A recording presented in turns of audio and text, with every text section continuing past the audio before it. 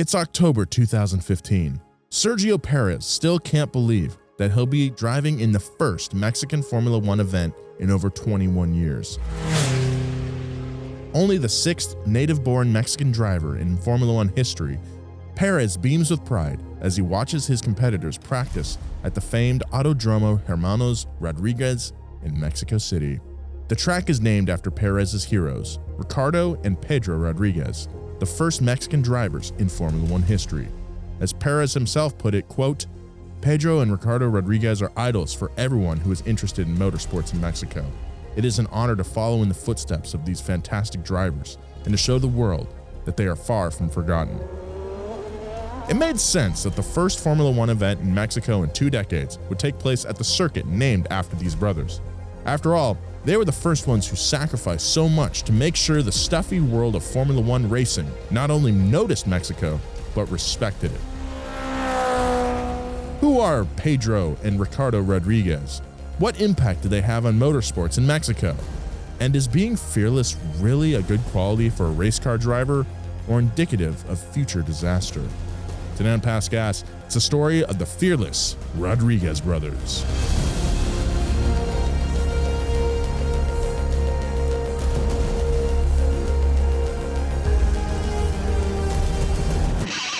Past Gas Podcast. It's about cars, it's not about sports. Big thanks to Valvoline for sponsoring this episode of Past Gas. Do you know that Valvoline provides 24 times stronger protection against engine-killing water contamination than the industry-leading synthetic brand? Put some Valvoline in your car today. Welcome to the show. My name is Nolan Sykes. I'm joined by my co-hosts. This week I got Joe Weber. Slime off a slug's back, baby. Slime off a slug's back, indeed. Poignant words for times like these. And next to me is a special guest on the show. Yeah. We've never actually, you've been on the show before, but only when I've been gone. So this will be fun. Yeah. Yeah. I don't know. I guess we've never done it before. I don't think so. Oh, wow. Anyway, that That's voice cool. you hear, that soothing, This is awkward. the soothing voice you hear, Jeremiah Burton, back in the studio. I'm back in it, baby. That Papa don't preach. Nice. That's a good That's a tag, great dude. one. That's awesome. James still hasn't found as good of a tagline as that, and he's been on it for 4 years. Dude, you really put me on a bind. When you said that slime thing, I was like, oh, dang, I better bring the heat. Slime You one's did. pretty good, right? Slime one's is pretty. Do you get a new one every time? No, that's from my F-boy days. Oh, okay. Yeah. Cool. Wow. Well, Yeah, I'm going to keep it with this Papa don't preach. that's pretty Nice. good, dude. And then pretty- I'm going to just preach because I don't listen to anything I say. Okay, great. You know, I just came back from Mexico. Oh, yeah. Why don't you tell us about that, Joe? I went to Puerto Vallarta, or actually this little town called Bucerias, right above Puerto Vallarta. Nice. And I was like, oh man, I'm going to get so many good tacos. I'm going to, like immerse myself in the culture and stuff. Bucerias is a Canadian expat town. We were the youngest people around. Hell yeah. And I was like trying desperately to find just a little hole in the wall bar. I could have a mezcal and a taco and stuff. And I found this spot and I was like, yeah, this is perfect. Like off the beaten path, walk in and there's curling and hockey on the TV and they got chicken fingers on the menu. I'm like, A little slice of heaven. yeah, I love all those things, but like you go to Mexico for a reason. Got the poutine down there, eh? Oh, can you do a Canadian Mexican accent? Oh, that's hard. That's like when you I don't hear- want to even attempt to No, try no, no, that. 'cause that's it'll- gonna be offensive. For disaster. Yeah. So That's let's not try that. when you hear of like Mel Blanc doing Bugs Bunny doing an impression of Elmer Fudd, you're like, that's insane. layers How do to you? it, yeah. Yeah. Oh, I won't try it, but that sounds fun.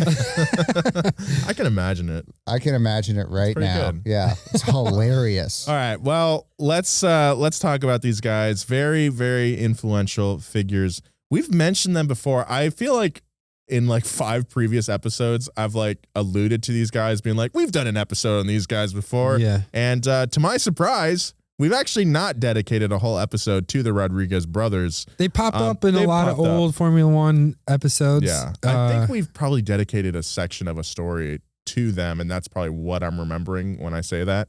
But yes, here it is. Here's the Rodriguez brothers episode that we've been waiting so long for. This is a good story. Yeah. Starting right now. The Rodriguez brothers were only 2 years apart. Pedro was born in 1940 and Ricardo in 42. Though they grew up in a very wealthy and politically connected family in Mexico City, the boys didn't quite fit the stereotype of snobby little rich kids. For example, from a young age, they both had a bull in a china shop demeanor, an aggressive play style they inherited from their father, Pedro Natalio, who at one point in his life was a motorcycle acrobatics enthusiast, not a racing guy, Jer. Yeah. Are you a motorcycle acrobatics enthusiast? I'm Have you just ever trying tried? to think in that period of time what that would entail. Is that like doing Like a wall of death? yeah, maybe a wall of death or like the circle drum thing, Or maybe? like doing handstands on a bike, I would imagine, Probably. like standing on the handlebars, that Yeah. sort of thing. is and a what I would plane imagine. comes by and then you Yeah. strap your feet to the plane and Yeah. the plane takes off. Yeah. Velcro. Whoa, that's cool. That's different than acrobatics nowadays where kids are on dirt bikes doing wheelies and doing the like footwork stuff. Yeah. Mhm. Mm-hmm. The brothers did everything together, but like a lot of sibling relationships, the older of the two, Pedro, tended to do everything first. For example, at only 8 years old, Pedro was the first of the two to start bicycle racing. Unfortunately for the jealous Ricardo, he was still too young to participate and had to watch on as his older brother competed in long-distance bike racing, cycling as they call it today. And only 2 years later, 10-year-old Pedro won the 1950 National Youth Cycling Championship for his age group. But Ricardo wasn't about to let his older brother soak up all the glory. So when he was old enough, he too got into bicycle racing. And like Pedro, he became a champion in his age group. These guys love to pedal fast. They love pedaling those pedally legs. I always wish I had like a brother to like push me and be None of us have competitive against. brothers, do we? No, Oh. Except no, each other. that's true. Oh, We get to choose our family. yeah. I always wanted a younger brother so I could show him the ways of being, a little deviant. Dude, I would have loved to have been your younger brother. Dude, I would have loved for you to be my little brother. We would have gotten to all sorts of shenanigans. Isn't Joe older than you? Are you? I think Yeah, so. I think so. 86? I would have loved it. Yeah, 86 or 87. I was my birthday, if everyone cares, December 29th, 2001. I'm going to keep that bit going. While Ricardo was winning his own bicycle championships, Pedro had graduated to racing motorbikes. He won 2 back-to-back Mexican motorcycle championships in the 125cc class. Once again, Ricardo followed in his brother's footsteps and also won 2 national motorcycle championships. Oh, man. This is Come when on, motorcycles too were really hard to rip, and they like you crashed them, you're pretty much done. Wow. So that's impressive. Any of these old guys who win national championships on motorcycles back in that time period are like legit crazy people. How does an older bike make it easier to die, though? Not die. I mean, the bike will like Oh. like for instance, like they all had steel handlebar. Just like if you look at an old bike, you look at it They're and just it's a like lot heavier. they're a lot heavier. They're just Ergonomics aren't quite as good. right, and they just kind of get beat up more. You know, like Gotcha. steel handlebars I will see. bend and Gotcha. and, Okay. and it's just they're just like harder to ride. It's kind of crazy. Gotcha. Some of these bikes you even had to adjust the timing while you were riding. That's insane. So you had throttle timing. What? Yeah, you're doing multiple throttle Jeez. inputs. So yeah, Ricardo's following in his brother's footsteps would be a consistent occurrence throughout the Rodriguez brothers' lives. If Pedro won something, then Ricardo had to do it too. On the flip side, if Ricardo said he wanted to do something, Pedro would make it his life goal to do it first. Oh, no. This rivalry born in childhood would be the driving competitive force for their entire lives. As we mentioned, the brothers' father, Pedro Sr., was a lifelong motorcycle lover, so he not only encouraged the boys' racing career, but funded it. Pedro Sr. was a millionaire businessman and the head of motorcycle police in Mexico City. What? What? Wait, How is that? a conflict of interest much, maybe? Nah, it's fine. I mean, if you look at Mexico now, this is like dropping the bucket. This was a huge benefit to the brothers as they could focus on racing and never get pulled over for speeding. Yeah, that's pretty nice. As the two continued to compete into their early teens, younger brother Ricardo began to pull ahead of Pedro, and he was beginning to turn quite a few heads because he was also very handsome. He had a sick-ass jawline. They called him El Guapo. El Guapo. Ricardo Rodriguez had something special. Or perhaps it was more that he was missing something important. Fear. Even though calling someone fearless is a cliche used to describe a lot of drivers, it's really only applicable to a select few, and Ricardo Rodriguez is one of them. Ricardo also sincerely believed that he could beat anybody. As if to prove it, at only 15 years old, he applied to drive in the 1956 Le Mans 24-hour race. But there were two problems. One, the minimum age requirement was 18. And two, Ricardo didn't race cars. He raced motorcycles. So he was denied entry. So he put two motorcycles together with a park bench in between them. It's Two motorcycles with a car in the middle? I mean, with a house in the middle? house in the middle. Yeah, that's cool. But I would say if you can race a motorcycle, you can race a car. Possibly easier. Every time we go out to the track with you, Jerry, and you just go out there and tear it up, I have to remind myself that you do bikes, and bikes are a lot scarier. So I think that helps you bridge that gap a lot. I do think so too. I think the fear, I have less fear in a car because in a motorcycle, you have nothing around you. At least a car, you got a cage. Yeah. You don't even have cup holders on a motorcycle. Nope. Since Le Mans required him to have experience in racing cars, Ricardo quit racing motorcycles and moved on to domestic saloon car racing, which he was immediately good at. Still funded by his father, Ricardo started out driving a Fiat Topolino, an Oscar 1500, and a Porsche 550 RS. Oh, that's sick. In his first season of challenging off-road mountain courses, he finished third overall at only 15 years old. It's a natural, dude. Dang, that's killing it. And as a result, Ricardo was immediately invited to join the North American racing team alongside his brother, Pedro. Nice. Getting called up.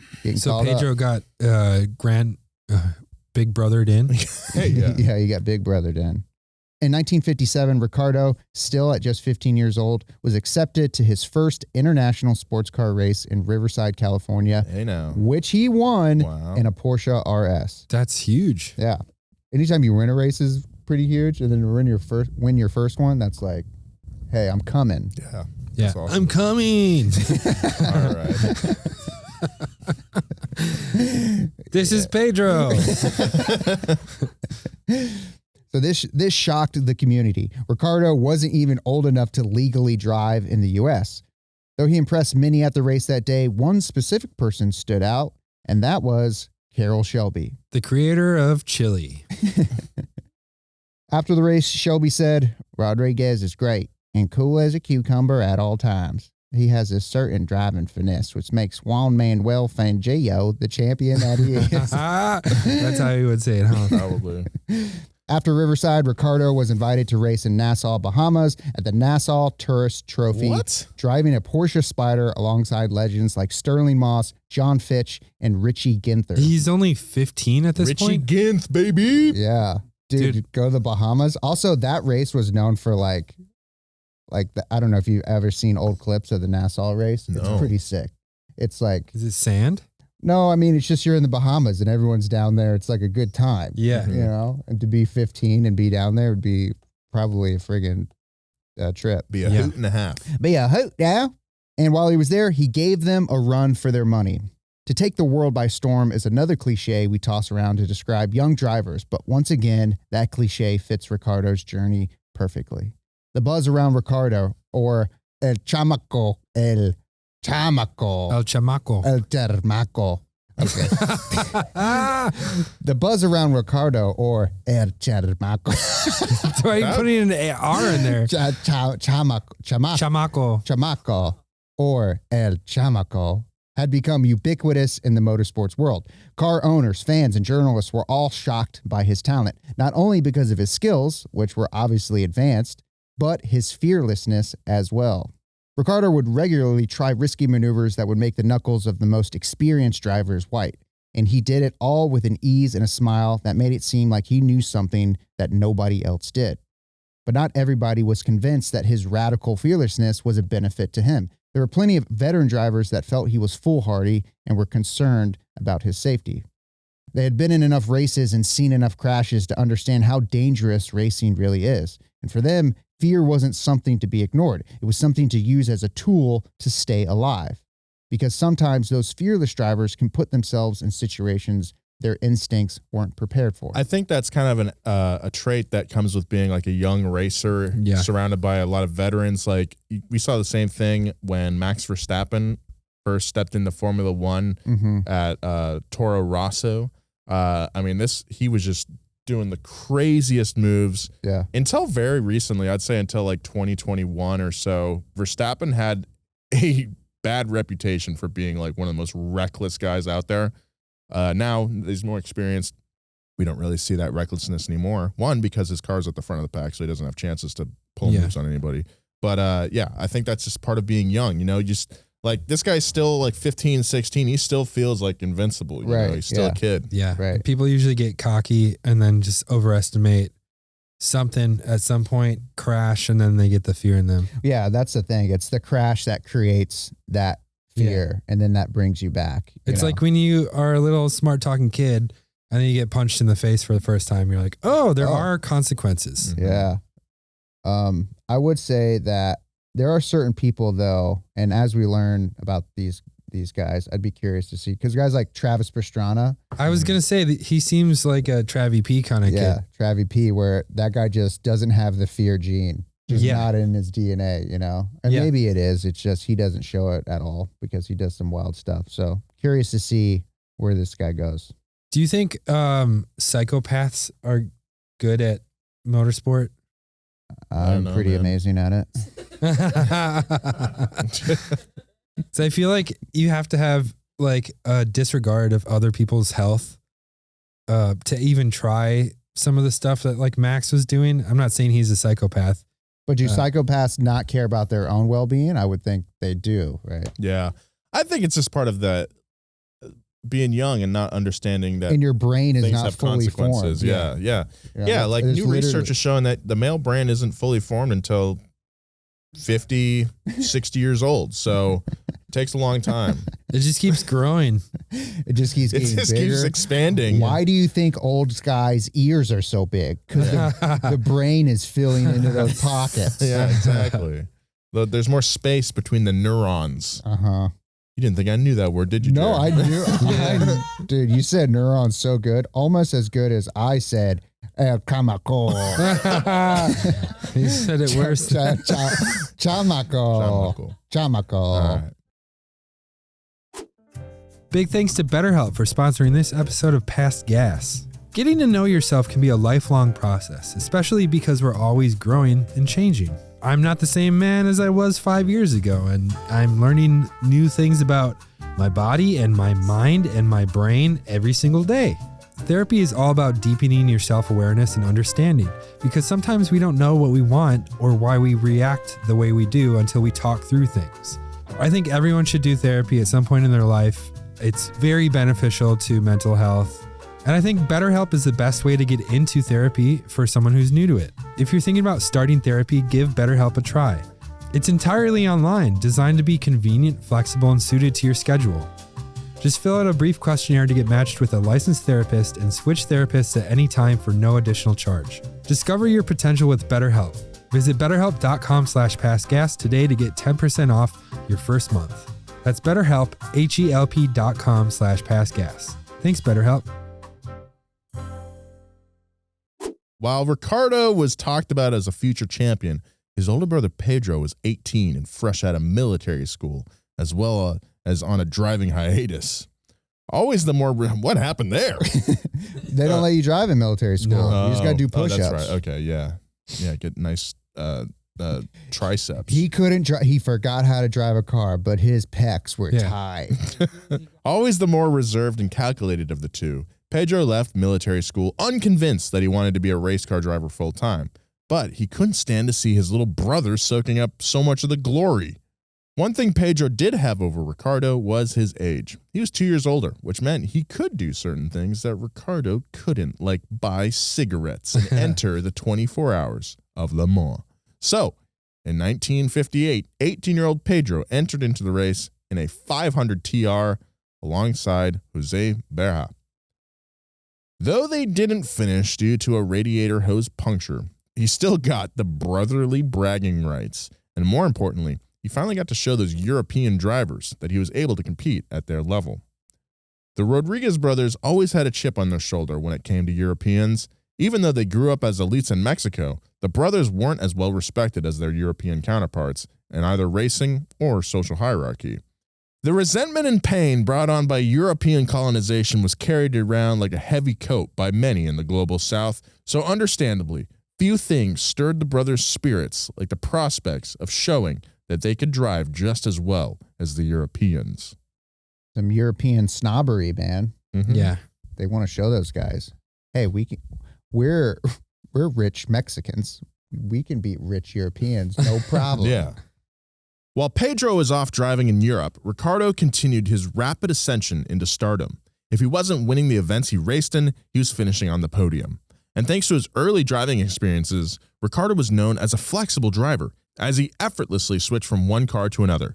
For example, he drove his Oscar S950 at Sebring, won in Leon, Mexico in his Porsche RS, and drove both the Dino 196S and Testarossa 250 to podium finishes again at Nassau. Dude, Nassau. Dude, that's Nassau, dude. It's like the racing organization, Nassau. Dude, they put something in space, Nassau. Then Ricardo finally turned 18 and joined his brother in Europe to tackle his white whale, Le Mans. The two raced an Oscar in the 750cc class, but were unable to complete the race. Then in 1960, Ricardo finally got his time to shine when he drove a Ferrari 250 TR5960, a lot of numbers and letters, alongside driver Andre Pillet for North American Racing Team. Nort.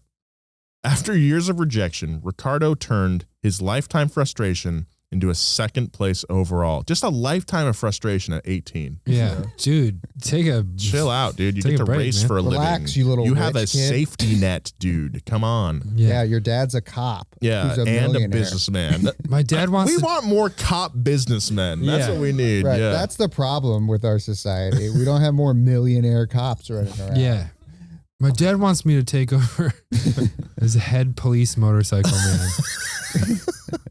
With a cocky grin in Mexico written on electrical tape behind his head restraint, Ricardo became the youngest person in Le Mans' 50-year history to take the podium at 18 years That's and 133 days Well, you know, old. you got the stamina to stay up for 24 hours when you're 18. Yeah.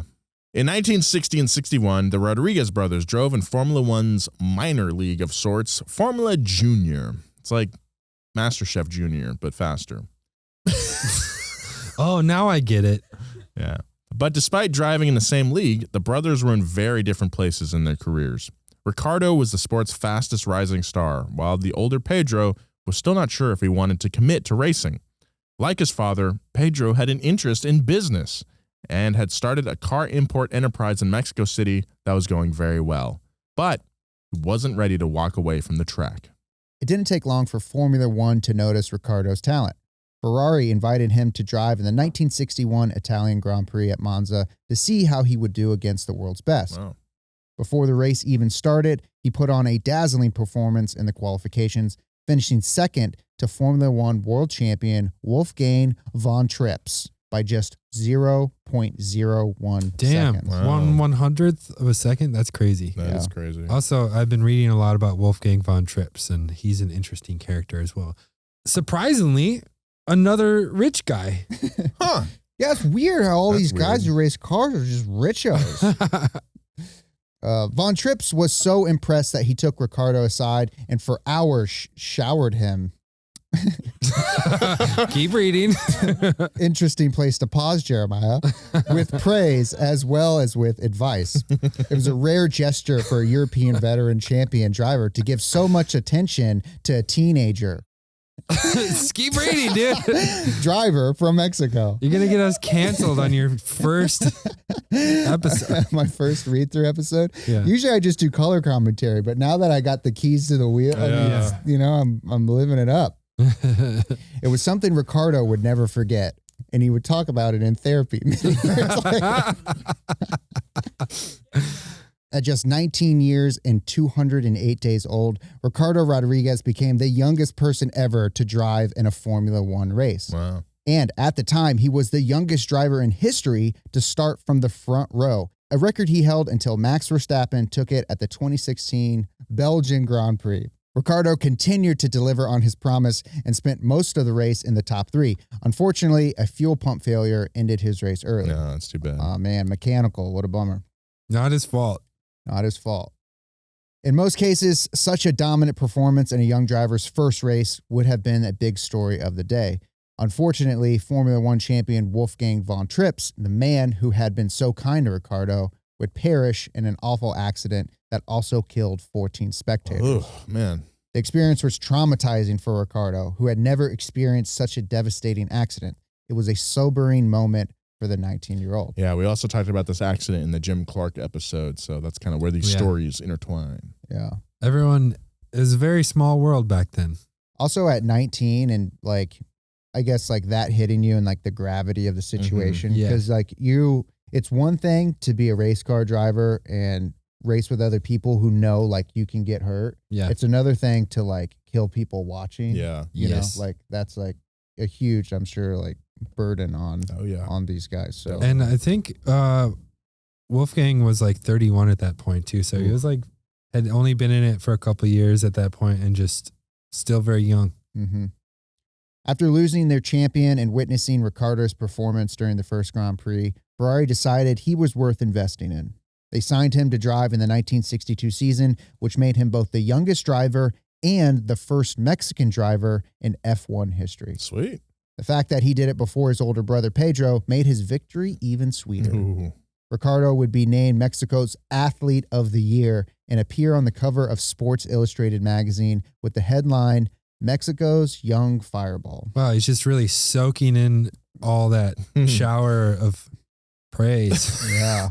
My cousins are 2 years apart, and I don't think I've ever seen a more fierce rivalry. That's like the perfect rivalry age for siblings. 2 years, yeah. My sister's 2 years older than me, and for a long time, all I wanted to do was just be better at her than everything she did. Mm-hmm. But she was good at stuff that I was real bad at. Nolan, have you seen his sister ride a horse? No. She rides it like a motorcycle. It's insane. That is crazy. She takes these tiny, tight turns and like puts her knee down, and it looks insane, dude. Wow. Puts knee down on a horse. Yeah, That's she crazy. barrel races horses. Does she actually? Yeah, Oh. yeah. She's like a real cowgirl, and I'm a real motorcycle boy, so we really butt heads. Yeah. Yeah. Well, you know, car guys are the horse girls. That's of right. Guys. Mm-hmm. Put that on a sticker. Ricardo had a great rookie season as he became the youngest driver to score points in a Formula One event. However, he never finished higher than fourth and sometimes struggled to finish at all. Regardless, the future was still very bright for the kid. The kid. El Niño. El Chamaco. Despite this bright future, there was a growing angst surrounding the young phenom, both in the racing world and at Ferrari internally. People were worried that Ricardo's fearless nature was a liability to himself. Fellow driver Graham Hill told a newspaper, "I like Ricardo and I think he has tremendous talent. But if he lives, I'll be surprised." Jeez. Dang, dude, that's rough. Imagine reading that. I know. Imagine knowing how to read. Yeah, most of you guys don't know this. A little insider information. Christina reads to Nolan on the headphones, and Yeah. he just repeats what she Yeah. says. We call her Christina Reed Chi. And we call it getting ratatouille'd.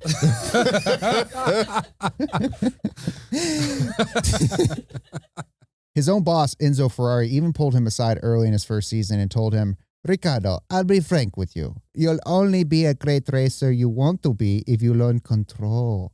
If not, I'm not sure how much longer your talent for improvisation will save you."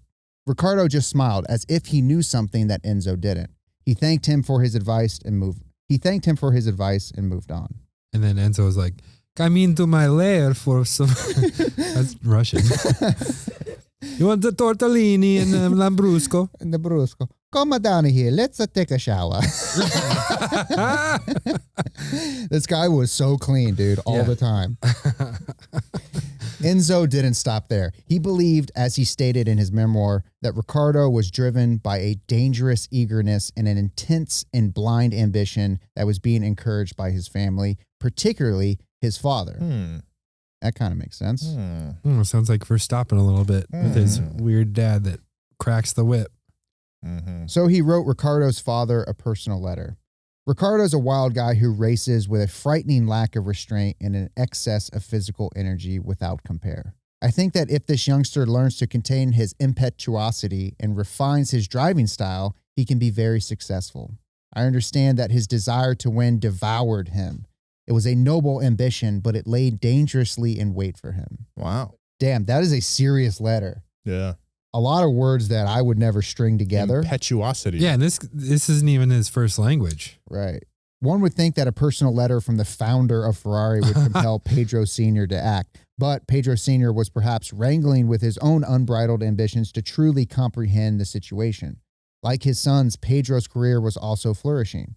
Already a wealthy businessman, he had strategically maneuvered his way up the chain of power in Mexican national politics to become a trusted advisor to the president of Mexico, Adolfo López Mateos.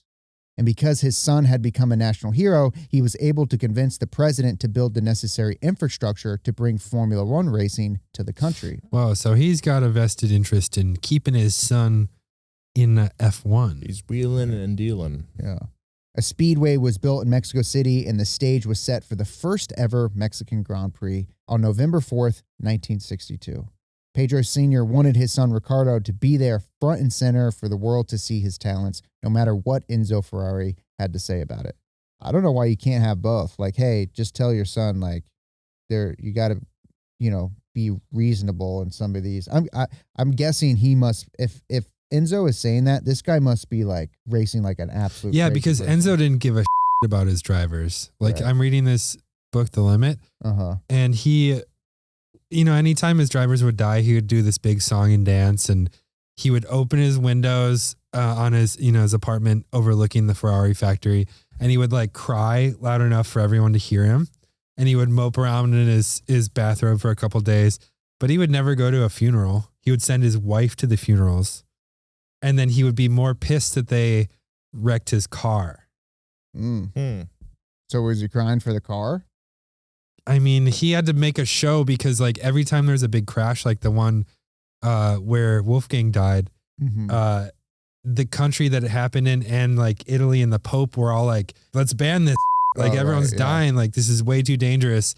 And so he had to make a show of it that he was like torn up about it, but work has to go on. It's very like produced. Yeah, it was the theater. Yes. A lot of theatrics with his remorse and sadness. Yeah. So but that's just to say that like, this must be a serious situation, or he didn't get his money's worth from this kid and he's worried about his investment in him. Sure. That would make sense. Like, hey, I got to have this kid for a couple more years. Yeah. Him dead doesn't do me. He's got to pay off all those crash cars that he's. Yeah. Big thanks to Valvoline for sponsoring this episode of Past Gas. Valvoline provides 24 times stronger protection against engine-killing water contamination than the industry-leading synthetic brand.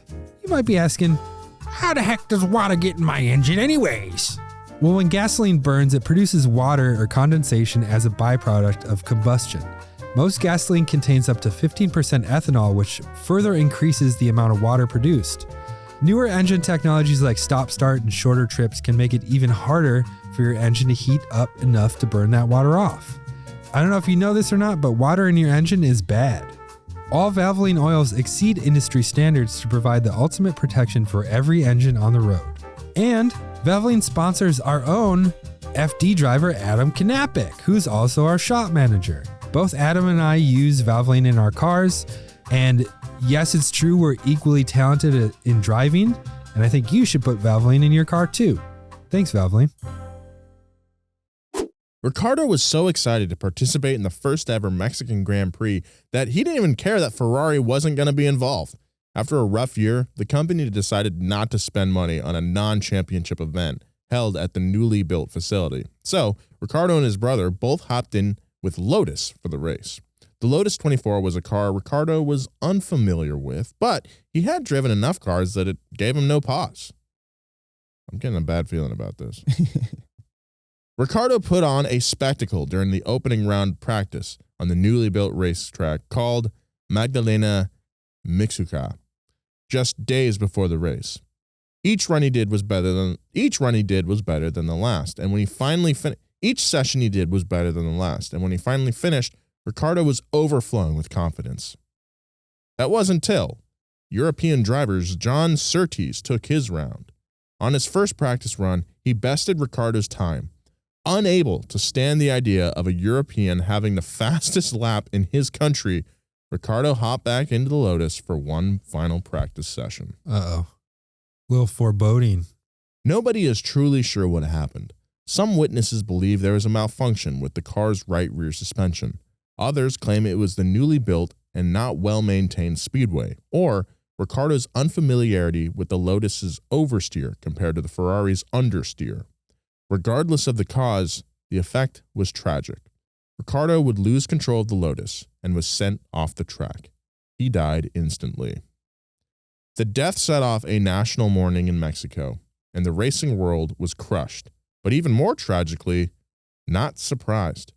Many had predicted this outcome for the fearless youngster. But to have it take place in Mexico City, days before the first Mexican Grand Prix, an event he had advocated for his whole life, was a darkly ironic and twisted fate. Ricardo was only 20 years old. Yeesh. Nobody was more devastated than his brother, who not only dropped out of the Mexican Grand Prix, but retired from racing on the spot. From that day forth, he always wore Ricardo's favorite ring on his finger wherever he went. He claimed, quote, "As long as I wear that ring, I will never suffer anything." Oh my gosh. It's heartbreaking. That's really sad, dude. Yeah. Pedro's retirement from racing didn't last very long. Damn it. Perhaps being away for almost a year made him realize he missed it too much. Or it could have been that driving cars helped him feel closer to his brother. Regardless, by the end of 1963, he was back in a race car. Pedro won the Daytona Continental in a 250 GTO with the North American racing team and came in third at Sebring in a 300 TR-LM, driving alongside Graham Hill. He also made his Grand Prix debut competing in the USA and Mexico for Lotus. It was around this time Pedro decided to do something he had never done before, commit to racing full-time. No more car import business. He was going to do it just like his brother did and give his racing career everything he had. While Ricardo had been the racing prodigy and the young media darling, Pedro was considered to be more of a late bloomer. He didn't have Ricardo's chest-clutching fearlessness, but he did have something that Ricardo lacked: elite car control. While Ricardo thought a car's limitations were only in the driver's mind, Pedro knew that the man and the machine would have to harmonize together. He'd gotten so good at steering his vehicle that bad weather started to become an advantage for him. Ooh. They do say that rain is a great equalizer. Mm-hmm. Yeah. Yeah, it makes everyone spin off the track equally. Over the course of the next few years, Pedro would drive sporadically for different Formula One constructors like Lotus and Ferrari in various Grand Prix. Pedro was the first person they'd call if they needed a driver on a wet track. Then, in 1967, everything changed when he was offered a seat with Cooper for the season-opening South African Grand Prix. Pedro qualified fourth, and then, to the surprise of many, he won the Grand Prix. Pedro Rodriguez accomplished something that his younger brother was never able to do, and that was become the first Mexican driver to win an F1 event. Wow. What year was that? 1967? Yeah, 6-7. As a result, Pedro earned a full-time drive with Cooper for the remainder of the season. Pedro was a mainstay in the sport for the next 4 seasons, driving predominantly for BRM, but sometimes for Ferrari. However, it wasn't until the 1970 Belgium Grand Prix that he was able to win a championship race once more. Then, on July 11th, 1970, tragedy struck. Pedro was driving for Herbert Muller Racing when trackside photographers noticed his right front tire was coming away under heavy braking at a sharp S-bend. By lap 12, the tire came off completely and sent his Ferrari 512M into a wall before it rebounded across the track and caught fire. The 31-year-old Pedro Rodriguez died from his injuries on his way to the hospital. Ugh. There's an eerie addendum to this tragic story. Just days before his crash, Pedro had accidentally lost his brother's ring while washing his hands. He always believed in the superstition surrounding the ring, and that as long as he wore it, he would be safe. After Pedro's death, the name of the Mexico City Speedway was changed to Autodromo Hermanos Rodriguez, the Rodriguez brothers racetrack, a gesture that guarantees that the trailblazing brothers and their sacrifices would never be forgotten. Wow. Damn, dude. That's so sad, man. Dang. Dude, that is sad and eerie. And still, dude, young, 31. Mm-hmm. Yeah. People who are the first or the best to do something are the ones that get talked about the most, but rarely are the first and the best part of the same story. Typically, the person who does it first paves the way for the person who does it better. That's a lot to wrap your head around. It sounded really good, though. Yeah. Mm-hmm. With the story of both Rodriguez brothers, there will always be a what if attached to their legacies. What if they had lived to experience a full and complete career in Formula One?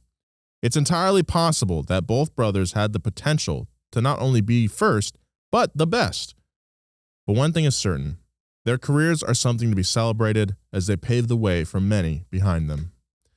You know, this story, I was thinking about this as we were going through, it's America and usually like Britain and a little bit more of Europe kind of set the tone for pop culture and sometimes history in a way, I think, like set the course for things to happen. So this story, I think, really helped me appreciate like what a big deal it is for such a huge Eurocentric or American-centric series like Formula One to come to a country like Mexico, if that makes sense. Right, like, The huge deal. yeah, an event coming to a country that's normally not in the conversation at first. And you saw it and how last cool year, that must feel. or you saw it the last couple of years when like Perez went to the Mexican Grand Prix and like the Mexican fans are just like bout it, like screaming.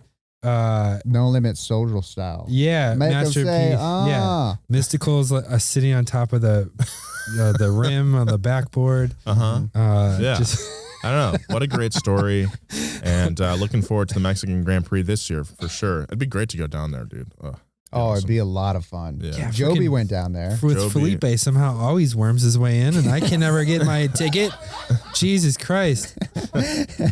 Felipe, go tell him, hey, I heard you wormed your way into another F1 event. It's like doing marketing for Recurrent now. Somehow it gets to go on these things. Yeah, that's how it works, That's man. how it works, baby. Anyway, we got some listener mail this week. Greetings from Finland. Thanks for the great podcast. I listen to it on my daily commute and on work trips around Finland. Makes the time fly by while being behind the wheel on these dull Finnish motorways. Man, I bet they're kind of cool out there. No, I played my summer car. They are pretty dull. Oh, okay. I would like to hear more stories about Finnish F1 and rally superstars!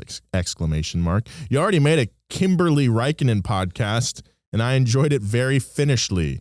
Being a small, alcoholic, insecure, and highly controlled country when it comes to driving and cars, this would be a nice topic for you guys to investigate. Is driving fast in our DNA or something the Finns learn for some more specific reasons? I've always wondered that. Why there's so many like Finnish rally drivers in there? Well, because they grow up on icy roads and they got to learn how to. But why drive not well. Sweden? Because the Swedes are just chilling there in Stockholm, Different making really cultures. good metal, metal music. Way to boil down a whole country. Am I wrong? Well, Opeth from You boiled Sweden. the country down like a nice lingonberry jam, dude. All the best, guys. Keep up the good work. Vil from Vanta. Thank you very much for the email there. Yeah, we can definitely do some more Finnish stuff. Make us pronounce some crazy ass names, I say. If you want to get in touch with the show, hit us up at pastcast@donamedia.com and maybe we'll read it on the air. Jer, thanks so Jer. much for stepping in. guys, thanks for having me. Thanks for letting me read along. Yeah. That was You did fun. great. You did a Thanks. great Yeah. job, Jerry. You're That was a the great story. donuts LeVar Burton. Yeah, that's true. Who's LeVar Burton? Reading Rainbow. A reading rainbow. Yeah, I love that. Butterfly in the sky. Fly twice as high. Take a look inside the book. It's Reading Rainbow. Well, thank you for having me. I hope to do more of You these. can follow Jerry on all social media at Jeremiah Burton. Follow me at Jeremiah Burton. And follow Joe at Joe G. Weber. That's it. Follow me at Nolan J. Sykes. Big thank you to our producers this week, Christina Felsky and Gavin Kinzel, and our writer, James Mastriani. Also, big shout out to Eddie Esparza in the stew. Yeah. And Gio Musso. Moose. Nick Gio Musso. See you next time, guys. Bye. The record slowing effect.